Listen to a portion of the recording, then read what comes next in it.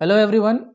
तो finally UPSC का form निकल गया है एंड प्लीज़ उसे केयरफुली भरिएगा एंड टाइम से पहले बिफोर डेडलाइन उसे फिलअप कर दीजिए, ज़्यादा सेफ रहेगा। एंड आपको इसमें होता है कि सेंटर भी आपको उस जगह मिल जाता है जहाँ पे आपकी प्रायोरिटी रहती है। कभी कभी लेट से भरने से क्या होता है कि वेबसाइट के टेक्निकल इश्यूज अपने रहते हैं और उसके बाद से सेंटर जो आपका चॉइस रहा वो भी कभी नहीं मिलता है। ये सब इश्यूज होते हैं, इसलिए फॉर्म को जल्द से जल्द भर दीजिएगा। तो इस वीडियो में हम बात करने जा रहे हैं इस लेक्चर में, that is weekly current affairs.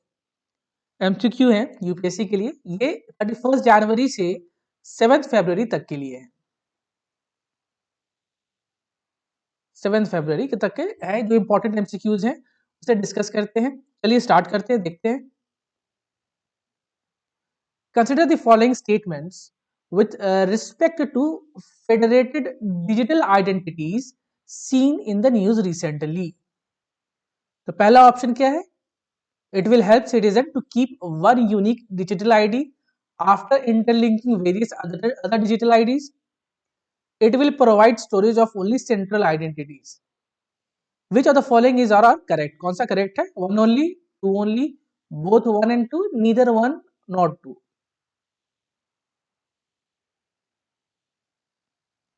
Federated digital identities news में थे, इसमें दो ऑप्शंस हैं, कौन से दोनों में से करेक्ट है?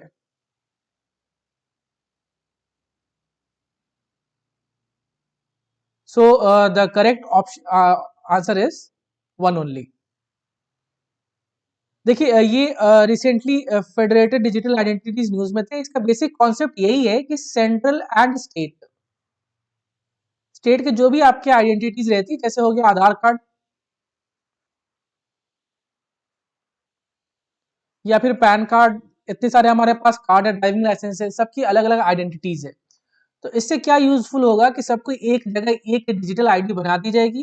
एंड अगर आपको उसको कहीं वेरिफिकेशन कराना है तो अलग अलग आईडी देने की जरूरत नहीं है, एक आईडी आप देंगे, आपके बेनिफिट आराम के लिए, बेनिफिट होने के लिए, बेनिफिशियल के लिए आपको एक आईडी से सारा काम हो जाएगा। तो गवर्नमेंट ने ये लाया फेडरेटेड डिजिटल आइडेंटिटी, जिसमें सेंट्रल एंड स्टेट दोनों ही आईडी स्टोर्ड भी रहेंगे। एक्सप्लेनेशन देख लेते हैं। Ministry of electronics and information technology has proposed a new model of federated digital identities under when which are citizens multiple digital IDs from PAN, Aadhaar to driving license, passport भी can be interlinked, stored and accessed via one unique ID। तो इसे interlink भी कर सकते हैं, इसे store भी कर सकते हैं और एक यूनिक आईडी दी जाएगी जिससे आपको ये एक्सेस कर सकते हैं। तो यही है जो इसका कॉन्सेप्ट है फेडरेटेड का, कि एक यूनिक आईडी बनाएगा ये after interlinking various digital IDs. ये क्यों है? It will empower the citizen by putting her in control of these identities and providing her the option of choosing which one to use for what purpose. तो अब आपके पास एक ID रहेगी, आपको for example driving licence का कहीं checking हो रही है, अब वही आईडी देंगे, वो ड्राइविंग लाइसेंस का चेक हो जाएगा। कहीं पासपोर्ट का रिक्वायरमेंट है तो आपको अलग से पासपोर्ट की आईडी देने की रिक्वायरमेंट जरूरत नहीं है, आप ये आईडी प्रोवाइड करेंगे तो आपका पासपोर्ट वेरिफिकेशन भी हो जाएगा। फिर क्या है? The federated digital identity would also serve a key to registry for all different state and central identities. जैसे मैंने बताया, स्टेट एंड सेंट्रल आइडेंटिटीज के लिए, दोनों के लिए है, इसे स्टोर कर सकते हैं। Citizens can use this digital ID for various other purposes, जो थर्ड पार्टी सर्विसेज रहते हैं जहां पे इसकी रिक्वायरमेंट रहती है। केवाईसी के लिए भी ये आईडी यूजफुल रहेगा। तो ये मिनिस्ट्री याद रखिएगा, ministry of electronics and information technology. तो ये प्रपोजल जो मिनिस्ट्री ने कर रखा है वो इंडिया इंटरप्राइज आर्किटेक्चर 2.0 के अंतर्गत करा है। ये जो INDA जो आर्किटेक्चर है, इसे फर्स्ट प्रपोज और डिजाइन किया गया था 2017 में। ये क्या, ये बेसिकली वो है कि जहां पर हम बहुत ही अच्छा अपना जो ऑनलाइन सर्विसेज है उसको कैसे डेवलप करके हमारे गवर्नमेंट भी यूज कर सकती है एंड वो सिटीजन भी यूज कर सकता है, इस पर ये फोकस करता है। with a view to enable alignment of the IT developments with the business vision of government organization। तो ये कि IT जो हम ICT कहते हैं, हमारे डिपार्टमेंट में ICT होना चाहिए, तो ये उस पर फोकस करता है कि IT जो हमारा जो गवर्नेंस का पार्ट है, तो किस तरह से हम उसमें IT का यूज करके बेटर गवर्नेंस कर सकते हैं। ये 2.0 वर्जन है। इसमें कहा गया है कि that enables public as well as private sector दोनों के लिए है, companies to build and design IT architecture. ये प्राइवेट एंड पब्लिक जो कंपनीज है दोनों ही ये आईटी आर्किटेक्चर बनाने से और एक्सपैंड कर दिया गया है ताकि better that is holistic and integrated service दिया जा सके कस्टमर्स को, बेसिकली सिटीजन्स को है कि आप जो भी सिस्टम बनाइए बहुत ही, जैसे ये फेडरेटेड डिजिटल आइडेंटिटीज का है कि आप जो भी बना रहे हैं वो ऐसा बनाइए कि जो हमारे सिटीजन्स के लिए यूजफुल रहे। तो हमें हर जगह अलग अलग आईडीज हमारे पास बहुत ज्यादा बल्क में हो जाती है, पैन कार्ड, आधार कार्ड, ड्राइविंग लाइसेंस, पासपोर्ट, तो एक आईडी रहेगा तो यूजफुल रहेगा एक्सेस करने के लिए या कहीं हमें वेरिफिकेशन के लिए भी। नेक्स्ट क्वेश्चन देखते हैं। Consider the following statement with respect to ethanol blending. Ethanol blending will help in reduce environmental pollution.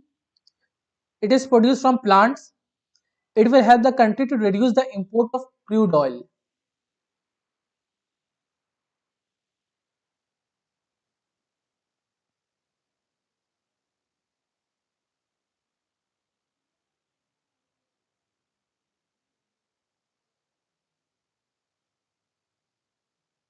So the correct option is all, that is 1 2 3 all are correct. देखिए ethanol blending recently economic survey में हमारे था कि government का target है कि ethanol blending को हम प्रमोट करें। इससे क्या होगा, ये हमारा जो इंपोर्ट है वो रिड्यूस हो जाएगा एंड इन्वायरमेंट में जो हमें पॉल्यूशन क्लाइमेट इश्यूज है वो भी कम हो जाएंगे, यानी इन्वायरमेंट फ्रेंडली है। इसके बारे में हम देख लेते हैं। तो इथेनॉल जो हम प्रोड्यूस करते हैं शुगर केन, मेज, व्हीट, इस टाइप के हम जो क्रॉप्स होते हैं उससे प्रोड्यूस करते हैं जिसमें हाई स्टार्च कंटेंट रहता है। इंडिया में मेनली शुगर केन से प्रोड्यूस किया जाता है इथेनॉल बाय फर्मेंटेशन प्रोसेस। इसे हम गैसोलीन के साथ मिक्स करके अलग अलग ब्लेंड बनाते हैं एंड ये ब्लेंड यूजफुल रहता है for as an alternative fuel to the oil. जो हम क्रूड ऑयल जो हम यूज करते हैं उसके ऑल्टरनेटिव पे ये यूजफुल रहता है, इसलिए इसको प्रमोट किया जा रहा है। तो इथेनॉल जो है वो ऑक्सीजन के मॉलिक्यूल कंटेन करता है, इसलिए क्या होता है कि इट अलाउज इंजन, जो जिस भी इंजन में है, to completely combust the fuel, resulting in fewer emission and thereby reducing the occurrence of environmental pollution. तो environment friendly है ये हमारा जो इथेनॉल है, ये pollution को reduce करता है।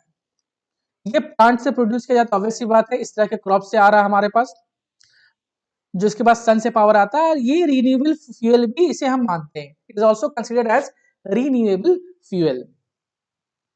तो गवर्नमेंट ने हमारे से रिसेंटली टारगेट सेट कर रखा है कि 20% इथेनॉल ब्लेंडिंग हमें अचीव करना बाय 2025 पे। ये क्या होगा, कंट्री का जो ऑयल इंपोर्ट है उसे रिड्यूस करेगा एंड साथ ही साथ एग्रीकल्चरल सेक्टर को भी ये बूस्ट अप करेगा। देखो ये कौन प्रोड्यूस कर रहा है, हमारे फार्मर्स प्रोड्यूस कर रहे हैं, लेकिन मिल्स में जाता है, शुगर मिल होता है, वहां से ये प्रोड्यूस होकर जाता है फिर फैक्ट्रीज में। ये पूरा एक कनेक्शन बन रहा है, कनेक्शन बन रहा है तो सबको फायदा हो रहा है, हमारी जो इकोनॉमी है वो इससे भी इंप्रूव हो रही है। सिर्फ इन्वायरमेंट पर्सपेक्टिव नहीं, इकोनॉमी भी यहाँ पर पर्सपेक्टिव आ जाती है। तो रिसेंटली जो टारगेट रखा गया था पिछले साल का, 8.1 अचीव किया गया था, टारगेट था 10% का। तो बाय 2025 है 20% का टारगेट कि हम इथेनॉल ब्लेंडिंग इतना हमें अचीव करना है। साथ ही साथ वहां पर जो ऑटोमोबाइल इंडस्ट्री है उन्हें भी ये बताया गया है कि ये रेस्पेक्टिव आप क्राइटेरिया के साथ ऐसा इंजन बनाए जहां पे इथेनॉल जो ब्लेंड करके हम यूज कर सके उसे, वहां पे इंजन में यूज सके, क्रूड ऑयल की जगह पे उसे यूज कर सके। शुगर मिल्स क्या होते हैं, सेल ऑफ इथेनॉल करते हैं इसे ऑयल मार्केटिंग कंपनीज के लिए। तो ये एडिशनल रेवेन्यू बना रहा है, और जो पिछले जो भी बकाया है फार्मर्स को, ये शुगर मिल्स को बेसिकली एक्स्ट्रा रेवेन्यू दे रहा है।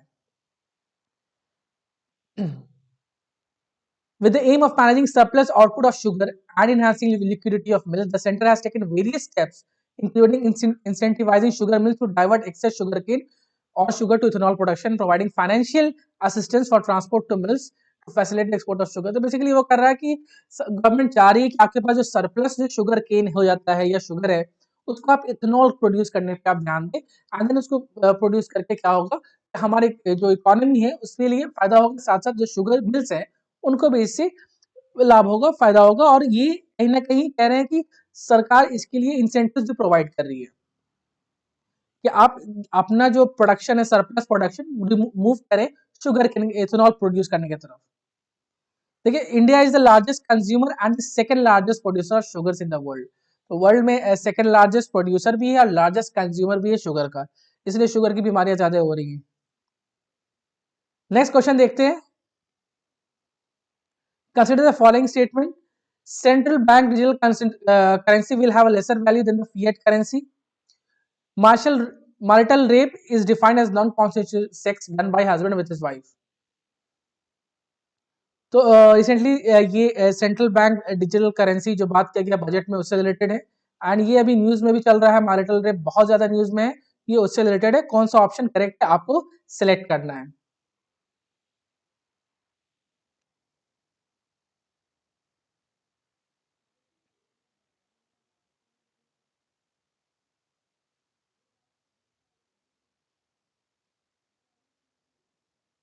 So the correct option is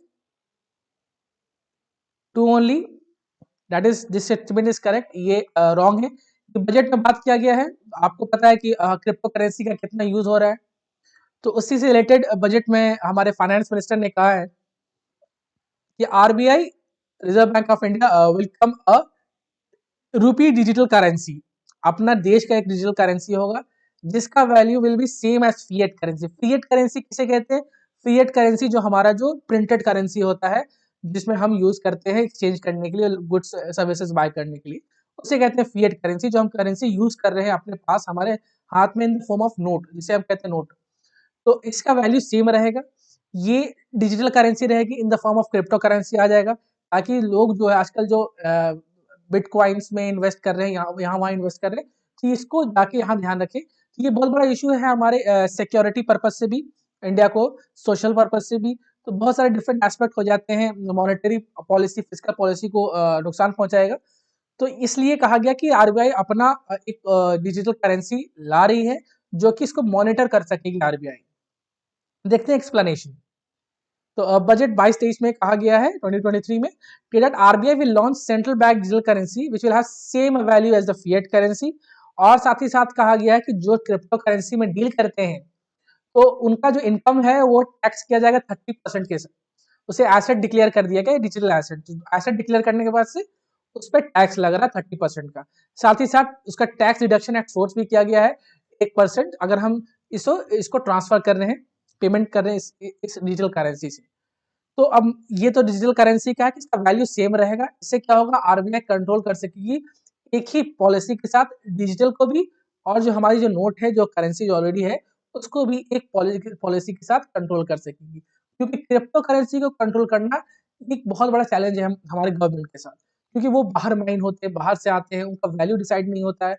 कभी तो क्रिप्टो करेंसी बहुत ज्यादा चला जाता है, कभी बहुत हाईली वॉलेटाइल इन नेचर है, इसलिए उसको कंट्रोल करना जरूरी हो जाता है। तो हमारे अभी तक लीगल टेंडर नहीं कहा गया था, तो एक लीगल जो हमारा जो देश वाला जो करेंसी है डिजिटल करेंसी, वो आरबीआई इस साल कहा गया है कि लाएगी। अब मैरिटल रेप देखते हैं, आईपीसी 375 है, वो डिफाइन करता है रेप को। ठीक है, ये क्या कहता है कि मैरिटल रेप, जो आईपीसी है, ये कॉलोनियल लॉ है, जहां पर आपको इंडियन पेनल कोड है वहां कोडिफाई किया गया है कि इस कोड के अंतर्गत ये सजा मिलनी चाहिए, ये धारा लगना चाहिए, ये धारा लगना चाहिए, इस धारे में ये सजा है। तो ये इंडियन पेनल कोड अब बताता है। तो इसमें क्या डिफिनेशन है वो देखते हैं। ये कह रहा है कि जो मैरिटल रेप है, ये रेप क्या हो गया, तो ये हस्बैंड वाइफ के बारे में बात कर रहा है जो ऑलरेडी मैरिड है। ठीक है, हस्बैंड वाइफ, तो इसमें क्या, अगर हस्बैंड अपनी वाइफ के साथ नॉन कॉन्सेंसुअल सेक्स करता है, मतलब वाइफ उसके साथ रेडी नहीं है सेक्स करने के लिए, बट फिर भी हस्बैंड फोर्स करता है और वाइफ वो है 18 ईयर्स से अबव है, तो उसे रेप नहीं समझा जाएगा। ये हस्बैंड को इम्यूनिटी देता है, ये हस्बैंड को बचाता है। तो कोर्ट में ये चैलेंज किया गया है कि ये भी तो एक तरह का रेप हो गया, क्योंकि वाइफ जब रेडी नहीं है सेक्स करने के लिए, आप उसको फोर्स कर रहे हैं रेप सेक्स करने के लिए, तो ये भी रेप होगी। इसलिए इसको चेंज किया जाए, इसमें संशोधन लाया जाए, इसमें चेंजेस लाया जाए। इस बारे में ये article, this article deals with this things. इसलिए मैरिटल रेप है नॉन कॉन्सेंसुअल सेक्स, कि वाइफ रेडी नहीं है, हस्बैंड फोर्स कर रहा है, तो उसको कहते हैं मैरिटल रेप डिफिनेशन से। तो ये डिफाइन कर रहा है कि 18 ईयर्स एंड अबव है, एंड अगर हस्बैंड वो फोर्स कर रहा है वाइफ को सेक्स करने के लिए, वाइफ जब रेडी नहीं है, तो वो रेप उसको कहा जाएगा। नेक्स्ट क्वेश्चन देखते हैं। With reference to surety bond, consider the following statements. A surety bond is provided by the insurance company on behalf of the contractor to the entity which is awarding the project. When a principal breaks a bond's term, the harmed party can make a claim on the bond to recover losses. Select the correct answer using the code below.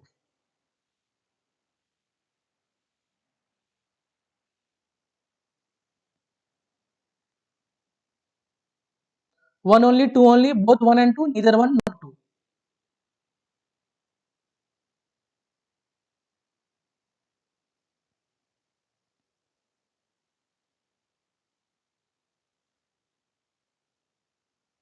So the correct option is both one and two, दोनों ही correct है. Again budget में ये बात कही गई है surety bond के बारे में. इसे देख लेते हैं क्या ये श्योरिटी बॉन्ड है. देखो श्योरिटी बॉन्ड से कह रहे हैं जो श्योरिटी दे रहा है. For example let's say government है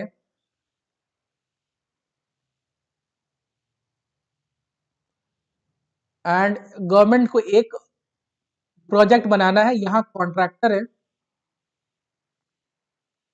ठीक है. गवर्नमेंट को क्या, गवर्नमेंट ने कहा कि एक बिल्डिंग बनानी है हमें, ठीक है. तो वो कहा किसको अप्रोच करेगी, कॉन्ट्रैक्टर को अप्रोच करेगी. कॉन्ट्रैक्टर ने कहा ठीक है हम बिल्डिंग बना के दे देंगे. तो गवर्नमेंट ने कहा कि नहीं, देखिए ये क्राइटेरिया है, आपको इस क्राइटेरिया से बिल्डिंग बनानी है. अब कॉन्ट्रैक्टर ने कहा ठीक है. तो गवर्नमेंट ने कहा नहीं, अगर आप इस क्राइटेरिया से अगेंस्ट जाते हैं या फिर हमारे हिसाब से बिल्डिंग नहीं बनाते, इस बात की हमें आप श्योरिटी दीजिए. तो वो कॉन्ट्रैक्टर क्या करेगा, एक श्योरिटी बॉन्ड लाएगा, ठीक है. उसमें क्या होगा, ये जो बॉन्ड इशू जो किया जा रहा है, ये जो कंपनी जो बॉन्ड इशू कर रही है, जो कि कॉन्ट्रैक्टर का गारंटी ले रही है कि नहीं ये काम अगर इस हिसाब से करेगा, गवर्नमेंट को गारंटी दे रही है कि ये जो कॉन्ट्रैक्टर है ये काम इस हिसाब से करेगा जैसा आप कह रहे. अगर नहीं करता या बीच में काम छोड़ देता है तो इसका वैल्यू हम देखेंगे, इसका वैल्यू चाहे तो हम आपको दे देंगे या फिर दूसरा कॉन्ट्रैक्टर अरेंज करेंगे. ये श्योरिटी बॉन्ड का कॉन्सेप्ट बस यही है, ठीक है. डिफॉल्ट नहीं होना चाहिए अकॉर्डिंग टू द जो क्राइटेरिया पुटअप है गवर्नमेंट का या फिर कोई भी ऐसी पार्टी जो कर रही है. तो इस केस में गवर्नमेंट है, तो उस केस में बात किया जा रहा है कि श्योरिटी बॉन्ड इशू करके कॉन्ट्रैक्टर, ताकि ये जो काम में अक्सर देखते हैं आप कि इस तरह से काम करके कॉन्ट्रैक्टर भाग जाता है या फिर बीच में काम रुक जाता है, तो उस केस में इश्यूज हो जाते हैं. और अभी फिलहाल का जो कंडीशन है वो बैंक गारंटी देती है. तो बैंक का जो प्रोसीजर रहता है बहुत ही कमरसम प्रोसीजर है, उल्टा उनको मनी का इश्यूज भी रहता है वहां पर. इसलिए इसे श्योरिटी बॉन्ड में कहा गया कि गवर्नमेंट इसे भी एक्सेप्ट करेगी. अब इसका एक्सप्लेनेशन हम समझ लेते हैं. A surety bond is a promise to be liable for the debt, default or failure of another. It is a three party contract. याद रखिए तीन पार्टी का कॉन्ट्रैक्ट जैसे मैंने समझाया. By which one party the surety यानी कि जो कंपनी है, इंश्योरेंस कंपनी जो इशू कर रही है, guarantees the performance or obligation of a second party, the principal, that is the contractor, to third party, the obligee, that is the government. ठीक है. ये यहाँ पे ये इंश्योरेंस कंपनी हो गई, ये कह रहा है श्योरिटी दे रहा है किसको, गवर्नमेंट को, कि कॉन्ट्रैक्टर अच्छा से काम करेगा. नहीं करता है तो हम कुछ और अरेंज करके देंगे आपको. ये कॉन्सेप्ट है श्योरिटी बॉन्ड का. तो दो टाइप कैटेगरी के श्योरिटी बॉन्ड होते हैं, contract surety bond and commercial surety bond, जिसे हम मिसलेनियस श्योरिटी बॉन्ड्स भी कहते हैं. Surety bonds that are written for construction projects are called surety bond. जो कंस्ट्रक्शन प्रोजेक्ट के लिए रहता है कॉन्ट्रैक्ट श्योरिटी बॉन्ड्स कहते हैं.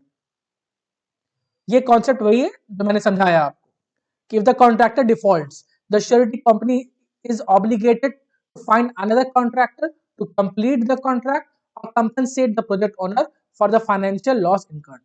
तो जो भी लॉस हो रहा है वो श्योरिटी दे रहा है, नाम ही है श्योरिटी बॉन्ड, तो दैट श्योरिटी प्रोवाइड कर रहा है. ये बेसिकली हमारे जो फाइनेंस मिनिस्टर है निर्मला सीतारमन जी ने ये कहा था कि श्योरिटी बॉन्ड भी सरकार एक्सेप्ट करेगी इन गवर्नमेंट प्रोक्योरमेंट्स. गवर्नमेंट जो बेसिकली परचेज कर रही है या फिर जो भी इश्यूज कर रही है, अपना टेंडर इशू कर रही है, तो ये भी एक्सेप्ट किया जाएगा. साथ ही साथ businesses such as gold imports, वहां भी ये यूजफुल रहेगा. एंड IRDAI वो फ्रेमवर्क के साथ आ रहा है श्योरिटी बॉन्ड के साथ, किस तरह से क्या उसका फ्रेमवर्क होना चाहिए प्रॉपर गाइडेंस के साथ इशू करने का, एंड कैसे लॉसेस, क्या पूरा प्रोसीजर रहेगा अगर कोई डिफॉल्ट कर जाता है तो उस केस में किस तरह से जो लॉसेस कंपनसेट करेगी कंपनी. नेक्स्ट क्वेश्चन देखते हैं. Consider the following statement with respect to wetlands. The wetlands may be natural or artificial. A wetland is the land that support hydrophytes at least periodically. The Wetland Conservation and Management Rules 2017 excludes wetland that are made for the commercial purpose. Select the correct code given below. 1 and 2 only, 1 and 3 only, 2 and 3 only, 1, 2 and 3. तो wetland news में थे और हमारे देश के लिए भी बहुत अच्छी बात है। ये अभी जो रिसेंटली 2 वेटलैंड हमारे जो रामसर साइट्स में आए हैं, इसे देख लीजिए।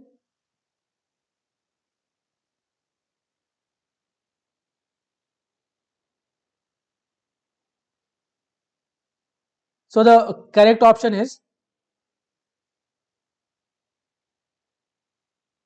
all the three is 1, 2 and 3. तो वेटलैंड नेचुरल आर्टिफिशियल भी हो सकते हैं। Wetland is a land that supports hydrophytes. Hydrophytes क्या होते हैं? वो जो प्लांट उगते हैं हमारे पानी के ऊपर, उसे कहते हैं हाइड्रोफाइट्स। ठीक है, तो ये हमारा डेफिनेशन है, इंडिया का definition, that is wetland conservation management rule कहता है कि वैसा वेटलैंड जो कि कमर्शियल पर्पज, दैट इज चाहे तो ड्रिंकिंग पर्पज से बनाया जा रहा हो या फिर इरिगेशन पर्पज से बनाया जा रहा हो, इस तरह का जो भी चीज बन रही है जहां पे कमर्शियल पर्पज है उसका, उसको हम एक्सक्लूड कर देते हैं, वो वेटलैंड में कंसीडर नहीं किया जाएगा इंडिया में, याद रखिएगा। ठीक है, एक्सप्लेनेशन हम देख लेते हैं। तो रामसर कन्वेंशन जो डेजिग्नेट किया है, that is Khijadiya bird sanctuary जो कि जामनगर गुजरात में है, and Makhira wildlife sanctuary जो कि उत्तर प्रदेश में, as wetlands of international importance इसे डिक्लेयर किया गया है। तो रामसर कन्वेंशन बेसिकली वेटलैंड के बारे में, जो कि 1971 में इसे एग्जिस्ट किया गया था। ये इंटर गवर्नमेंट ट्रीटी है that provides the framework for nation action and international cooperation for the conservation and wise use of wetlands and their resources. तो वेटलैंड्स हमारे इकोलॉजिकल इंपॉर्टेंस बहुत रखता है, इसलिए कहा गया कि उसे कैसे कंजर्व किया जाए, तो रामसर कन्वेंशन इसलिए आया है। ठीक है, अब अगर हम कहते हैं कि वेटलैंड को हमें क्लासिफाई करना है, ठीक है, वेटलैंड को क्लासिफाई करना है कि ये जो लैंड है ये वेटलैंड है, तो इसके लिए क्या क्राइटेरिया है? तो क्राइटेरिया देख लेते हैं। या क्या, मस्ट हैव वन और more of the following 3 attributes. ये 3 जो एट्रीब्यूट्स बताया गया, 3 क्राइटेरिया है, इसी एक या एक से अधिक होना ही होना है, इट इज मस्ट। ठीक है, क्या at least periodically the land supports predominantly hydrophytes, तो वहां पे हाइड्रोफाइट्स होने चाहिए। जैसे मैंने बताया, जो वेटलैंड है उस पे जो प्लांट्स होते हैं जो कि पानी के ऊपर होते हैं उसे कहते हैं हाइड्रोफाइट्स, ये सपोर्ट करना चाहिए एटलीस्ट कम से कम पीरियोडिकली। देन जो वहाँ जो सॉइल है, वो वहाँ जो हाइड्रिक सॉइल होना चाहिए, क्या वहाँ पे सॉइल प्रेजेंट रहे, वहाँ पानी में डूबा रहा है। हाइड्रिक सॉइल मतलब the soil which is covered with water, तो वाटर से वो कवर्ड है, उसे कहते हैं हाइड्रिक सॉइल।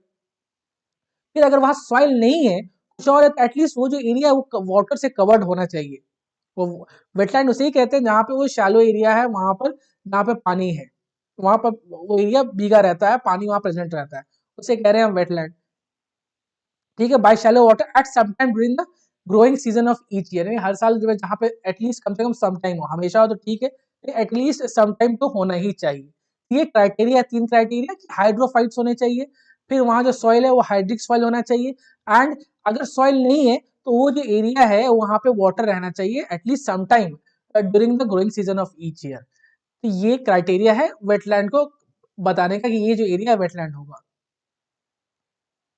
तो देखो इंडिया गवर्नमेंट का डेफिनेशन क्या है कि किस चीज को हम वेटलैंड कंसीडर करेंगे इंडिया में। एक्सक्लूड करता है river channels, paddy fields and other areas where commercial activity take place. तो जहां भी कमर्शियल एक्टिविटी होती है उसे एक्सक्लूड किया जाता है। अब देख लेते हैं डेफिनेशन क्या है इंडिया में।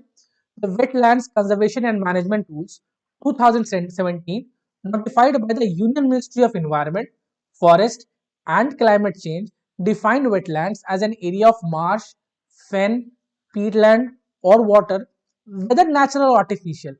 ठीक है, नेचुरल भी हो या आर्टिफिशियल हो, परमानेंट और टेम्पोररी दोनों हो सकता है, with water that is static या फिर फ्लोइंग, दोनों केस में, चाहे तो रुका हुआ पानी है या फिर फ्लो कर रहा है, fresh, brackish or salt, including areas of marine water, the depth of which at low tide does not exceed 6 meters, but does not include river channels, paddy fields, human-made water bodies or tank specifically constructed for drinking water purposes, and structures specifically constructed for aquaculture, salt production, recreation and तो commercial purposes के लिए जितने भी हैं उससे हम exclude कर रहे हैं। बाकी सारे क्राइटेरिया, यहाँ तक कि हमने मरीन वाटर को भी लेते आए इंक्लूड किया है कि area of marine water at which the depth low tide जो है 6 मीटर से एक्सीड नहीं करता, उसे भी हम वेटलैंड में कंसिडर करेंगे। बाकी वो टेम्पररी हो, परमानेंट हो, ठीक है, नेचुरल आर्टिफिशियल भी हो सकता है, वहां पर वाटर जो स्टैटिक या फ्लोइंग भी हो सकता है। ये डेफिनेशन है हमारे इंडिया में वेटलैंड को कंसिडर करने का। तो ये जो नीचे दो रिसेंटली जो हम डिक्लेयर किया गया है इंटरनेशनल इंपॉर्टेंस, जैसे खजीदिया बर्ड सेंचुरी जो कि गुजरात में है, and Bakhira wild life sanctuary जो कि उत्तर प्रदेश में है, उसे देख लेते हैं। दैट इज खजीदिया बर्ड सेंचुरी जो है वो फेमस है ब्लैक नेक स्टॉक के लिए, जो कि गुजरात में है खजीदिया बर्ड सेंचुरी। ये 4th रामसर साइट हो जाता है गुजरात का, ठीक है। नेक्स्ट है बखीरा बर्ड सेंचुरी, ये largest natural flood plain wetland है जो कि संत कबीर नगर डिस्ट्रिक्ट ईस्टर्न उत्तर प्रदेश में पड़ता है। इसे 1980 में 1980 में it was established in 1980।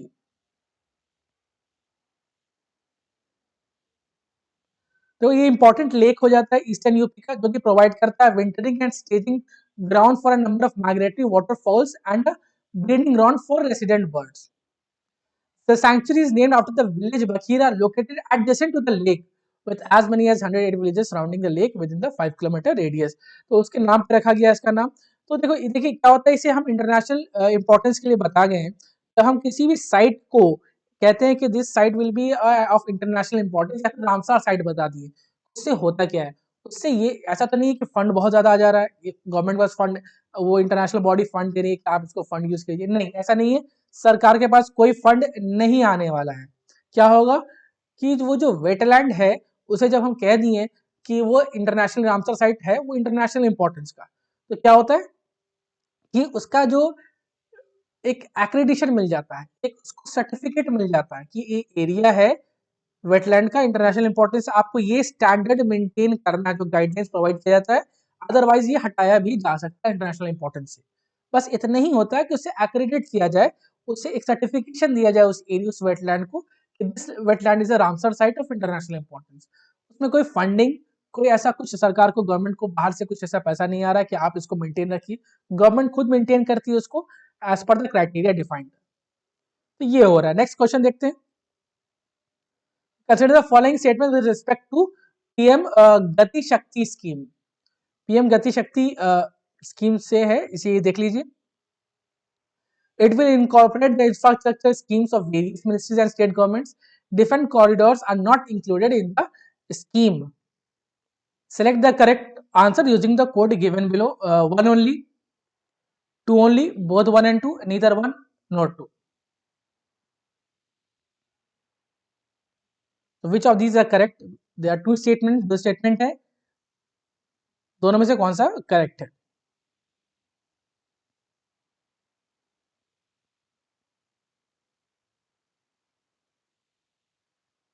So the correct answer is one only, that is first statement is correct, second wrong है। जनरली नॉट वाले स्टेटमेंट जनरली, बट हमेशा ऐसा नहीं, वो रॉन्ग ही होते हैं।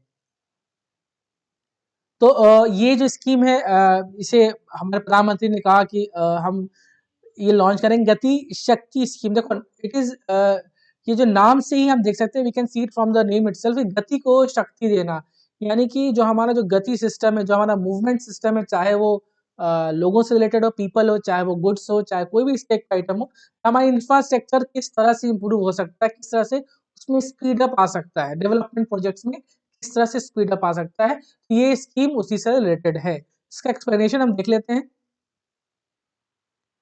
तो इंफ्रास्ट्रक्चर प्रोजेक्ट से है, किस तरह से हम इसको प्रॉपर तरीके से, प्रॉपर अच्छे वे से हम इसको हॉलिस्टिक मैनर में, अच्छे प्लानिंग के साथ, अच्छे स्टेक होल्डर्स के साथ हम इसे इम्प्लीमेंट कर सकते हैं, इसे इम्प्रूव कर सकते हैं, जो हमारा इंफ्रास्ट्रक्चर प्रोजेक्ट है। तो it will incorporate the infrastructure scheme of various ministries and state governments like Bharatmala, Sagarmala, inland waterways, dry and or land ports, Udan, etc. Economic zones like textile clusters, pharmaceutical clusters, defense corridor, electronic park, industrial corridors, fishing cluster, agri zones will be covered to improve connectivity and make Indian businesses more competitive. ये सब कुछ हम एक साथ में include करेंगे, ठीक है। ये एक आपको डिजिटल प्लेटफॉर्म रहेगा जिसमें हम सबको मिनिस्ट्रीज को इंक्लूड करेंगे, एंड हम एक प्रॉपर सिस्टम बनाएंगे जहां पर ये सब एक सिंक्रोनाइज मैनर में हो, सिंक्ड हो। ऐसा नहीं है कि कोई एक काम कर रहा है तो अगला, यहाँ पे जैसे कि एग्जांपल मैं ले लेता हूँ, जैसे कि फॉर एग्जांपल रोड बना, ठीक है, रोड बनाना था। अब रोड बनने के बाद से जो अंदर जो पाइप बिछानी थी या फिर केबल बिछाना था, वो बाद में उसे ध्यान आ रहा है oh this work has been left, ये बच गया है काम, तो फिर से रोड की खुदाई हो। तो ये एक क्या होता है, मिसमैनेजमेंट है, कहीं ना कहीं कम्युनिकेशन गैप है, कहीं ना कहीं एक प्रॉपर जो प्लानिंग होनी चाहिए वो प्लानिंग नहीं रहती सरकार के पास, एंड बहुत सारा एक जो प्रोसीजर के थ्रू जाना पड़ता है। इसलिए ये पीएम गति शक्ति स्कीम है, तो गति को शक्ति प्रोवाइड करा इंफ्रास्ट्रक्चर प्रोजेक्ट्स में, इसमें सब इंक्लूड हो रहा है। ठीक है, बेसिकली 16 मिनिस्ट्रीज है, तो इसमें सब इंक्लूड करके एक प्रॉपर कॉम्पिटिटिव हम बिजनेस बनाएंगे जहां पे सब कुछ एक प्रॉपर वे में एग्जीक्यूट हो सकेगा। साथ साथ हम टेक्नोलॉजी का एक्सटेंसिव यूज कर रहे हैं। ठीक है, स्पेशल प्लानिंग टूल्स है, ठीक है, वो ISRO imagery developed by BISAG and that is Bhaskaracharya national institute of space application and geo informatic. ये एक टेक्नोलॉजी जो इंफॉर्मेशन टेक्नोलॉजी है जो हमारे लिए यूजफुल है, गवर्नमेंट इसका भी यूज करेगी। The multi-modal connectivity, it will provide integrated and seamless connectivity for movement of people, goods and services from one mode of transport to another. The last mile तक की connectivity provide करेगा ये scheme after integrating including each and every infrastructure aspects जो भी यहाँ पर हम include कर रहे हैं. So this is all. Thank you.